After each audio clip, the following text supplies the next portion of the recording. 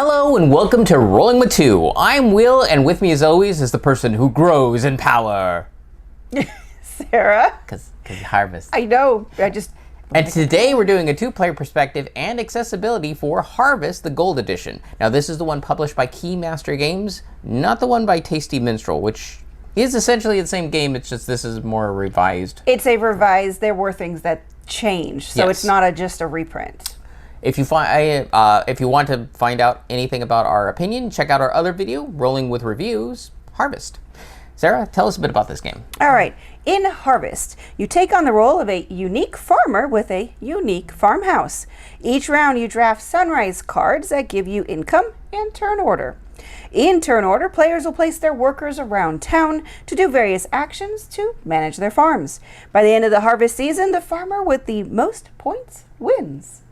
All right, Will, so how does the game change for two players? So for two players, you will use a bot. His name is Gary, not Nanaman. Sad for him. He comes with a reference card as well as a stack of tiles. And basically, when it's time for him to take a turn, you look at the top tile, just place him wherever it says. So for that reason, you will need an extra set of wheelbarrow pieces to act as Gary's tokens.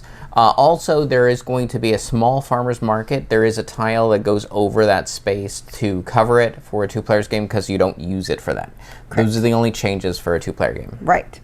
So issues at the two-player count is, well, Gary does block spaces, but unlike some games, it's not always going to be the best because it could, well, it's not that there could be the worst, it's just that it's random how he blocks spaces. Yeah, it's going to be, he goes to this area and it says, depending on how it's oriented, he goes to the leftmost or the rightmost or the topmost or the bottommost. The tile will tell you. Yes. And then whether or not he adds anything extra to the game. Right. Like there are some buildings that get added based on player actions.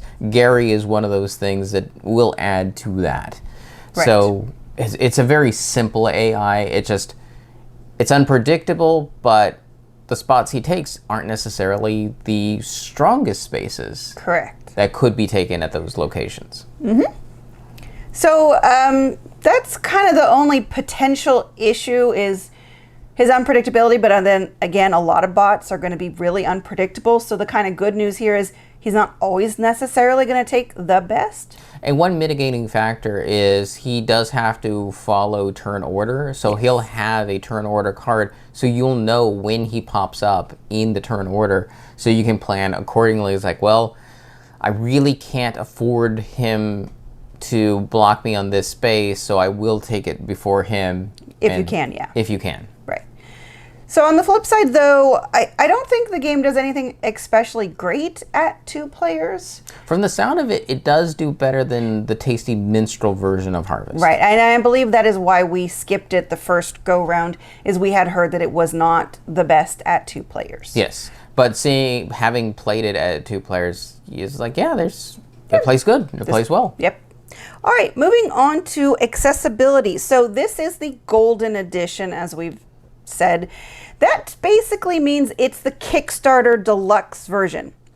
So the retail version is not so deluxe, but also not so accessible. It's missing all the wooden shaped crops and the farmer meeples that help with accessibility for those who have more severe vision issues. The dual layer tract on the player board. Yeah, the retail version, that's not a thing. And that is very helpful for those with, well, like Will's vision. So he can actually manipulate the two tracks on this Golden Edition. Yeah. Whereas if we had gotten the retail, I'd be the one reaching over into his area and moving tokens up and down tracks for him. And hoping that I don't knock it. Yeah, because that's the other thing is they are vertical tracks, or even if they were horizontal, doesn't really matter. But if there's nothing there to hold the pieces in place, it'd be very easy to knock them off. Yeah. So it's unfortunate they decided not to put that in the retail.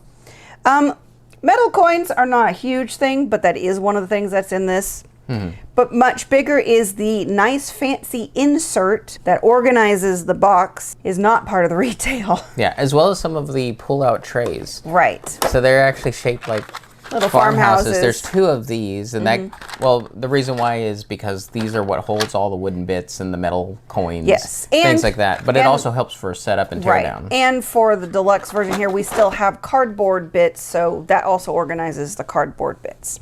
The other challenge really is the reference material on the main board, the reminders of what does what. It's very small, so you're going to be leaning over the board or just forgetting it's there altogether.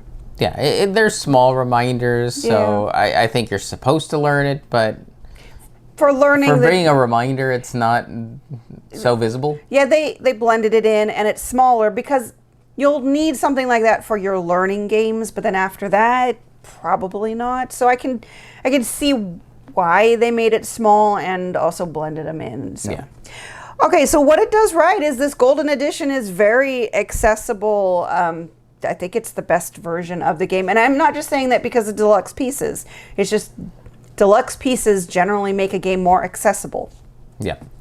The icons are unique in the game, and there's a reference on the back of the rules, so that's going to be there for everybody, so that's great. And there's explanations for how all the buildings and the characters work in the rules. So all the information you need is very well presented in the rules. And lastly, it is all open information. So if you are having trouble with something, hopefully someone around the table can help you. Yeah, and the really only difficult thing is each player will have a character with an ability and a little farmhouse with an ability. Yeah. And then as you pick up buildings to put in your farm, those would set off asymmetric stuff. But like Sarah said, all very open information, easy to understand. Yep. Okay, so conclusion. For 2 players, would you recommend? Well, it's going to depend on whether you like bots or not. But even then, this is one of the better bots, I think, that we've seen. So yes, I think this would be pretty good for 2 players. Yeah, I like how easy Gary is to operate. And he just adds enough level of chaos and tension in there that it doesn't feel intrusive, but it also helps move the game along and restock buildings when, well, if we don't clear out our farms, we're not restocking the buildings. That is very true. So he's also rather helpful in certain circumstances. Yes. So very nice. Agreed. Accessibility. The Golden Edition is the best edition. It's just that's kind of it. So hopefully you can find a copy. If not, the retail edition is not terrible. I mean, it's definitely going to be cheaper. It's going to be cheaper. You're just going to find some things are going to be a little less accessible. I think the big thing for me is the dual layer tracks, because it's just going to be so easy to knock those pieces off. True. Especially with how much you interact with your board, putting crops on, taking crops off, clearing off the forest tiles, putting on buildings. Your 2 tracks for your fertilizer and your water on the left and right side of your board, and you're generally working in the middle of it. I just can imagine it's going to be so easy to knock those off on the side. So I just wish that they had put that in the retail version as well, because I think that's the biggest accessibility loss for the game. All right, and yes, I totally agree. Accessibility, Golden Edition is where it's at. If you're looking for the best possible accessibility there is, that's where it is. Otherwise, it is moderately fine. It's not going to trip anybody up. Right. Too much. Except me. Except you, yes. But that's why we have this version. Right. All right. All right, and that'll do it for us. And Sarah? Yes. What do you think about this game when it comes to farming compared to other farming games? Well, I mean, it... Because we played like Farmageddon. There was a Fields of Arle. Yeah. Big game. Agricola. We actually... Didn't we recently trade that away? Yeah. Yes. Oh, yeah. Because we weren't playing it. It's good. I don't know. I don't really have a strong opinion because a lot of other farming games are a little more abstracted, and this one is definitely much more concrete with you are planting crops, albeit it's still kind of abstracted because the focus is on the polyomino puzzle. Right. Well, that's where you fit it in your Yeah. fields. Yeah. So it's Yeah, fine. I do feel that this one's a little bit stronger in leaning into the theme of farming. Yes.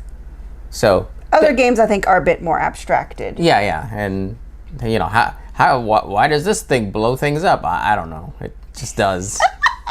What kind of farming games are you playing? Like Abandon All Artichokes or something. Okay. You know, Farmageddon. Abandon All Artichokes is not about, well, You Yeah. pass things along. You Yeah, get I rid of guess- stuff. okay, I guess so. I assumed Emma just meant you blow things up. But that's just me, maybe. Alrighty. All right, and why would you ever roll with just one when you can be Rolling with two. If you have any questions, comments, or concerns, you can reach out to us on the various social media platforms at Rolling with Two, that's TWO. We're on Blue Sky, Facebook, Twitter, and Instagram. For Discord, we have a channel on Tabletop Express. Check the show notes for the invite link. If you have time, check out the other content Nanaman has found for you, because remember, he's rolling with you.